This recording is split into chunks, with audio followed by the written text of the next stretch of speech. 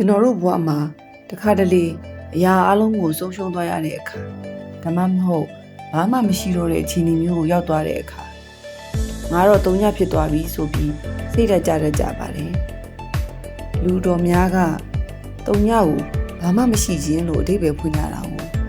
ဒါပေမဲ့တေချာစဉ်းစားကြည့်ရင်တုံညဆိုတာဘာမှမရှိတာမဟုတ်ပါဘူးသူကအရာအလုံးရဲ့အစတင်ချာသဘောရပဲကြည့်ကြည့်ကိန်းဂဏန်းတစ်ခုရဲ့ရှေ့မှာတုံညရှိနေတန်ဖိုးမရှိသလိုထင်ရပြီမယ်အဲ့ဒီတုံညကသာနောက်ကနေလိုက်သွားမယ်ဆိုရင်ရှေ့ကကဏန်းရဲ့တန်ဖိုးကို10စရာစထောင်စဆိုပြီးညပြသွားစီတာပါဒါဟာဘဝရဲ့နေရာမှာတစ်ခုပါပဲလူတစ်ယောက်ဟာအမြင့်ကြီးကိုရောက်နေတဲ့အချိန်မှာနောက်ထပ်တလှမ်းတက်ဖို့ဆိုတာခက်ခဲတယ်ပါဒါပေမဲ့တုံညမှတ်ကိုရောက်နေတဲ့သူအတွက်ကတော့ဆုံးရှုံးစရာဘာမှမရှိတော့တဲ့အတွက်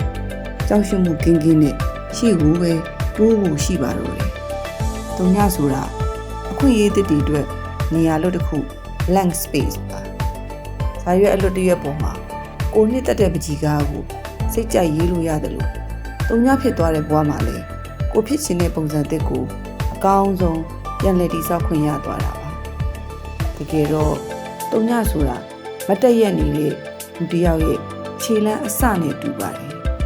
အဲ့ဒီတုံညကနေစတင်လိုက်မှ1 2 3ဆိုတဲ့တိုးတက်မှုကဏ္ဍတွေကဖြစ်တည်လာတာပါကိုယ့်ဘဝမှာအရင်းကြီးမရှိတော့လို့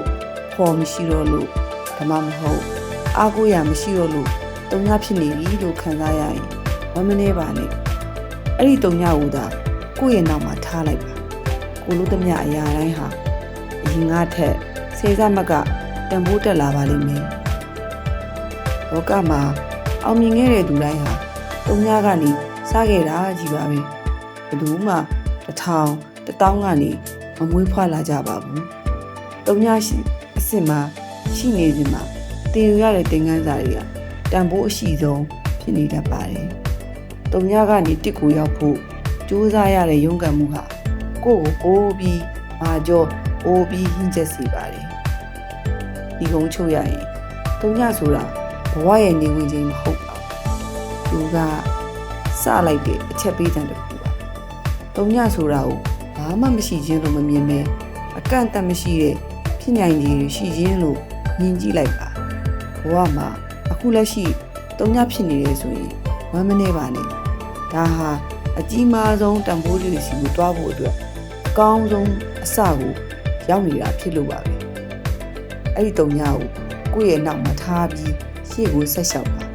အကြခင်မှာကိုယ့်တန်ဖိုးတွေဟာအော်ဩစရာကောင်းလာအောင်များပြားလာပါလိမ့်မယ်တုံညဆိုတာတကယ်တော့ဘာမှမရှိတဲ့အပေါက်အလွတ်ကြီးမဟုတ်ပဲနောက်ထပ်တန်ဖိုးရှိတဲ့အရာတွေဝင်လာဖို့အတွက်ပြင်ဆင်ထားတဲ့နေရာလွတ်တစ်ခုပါအဲ့ဒီနေရာလွတ်မှာ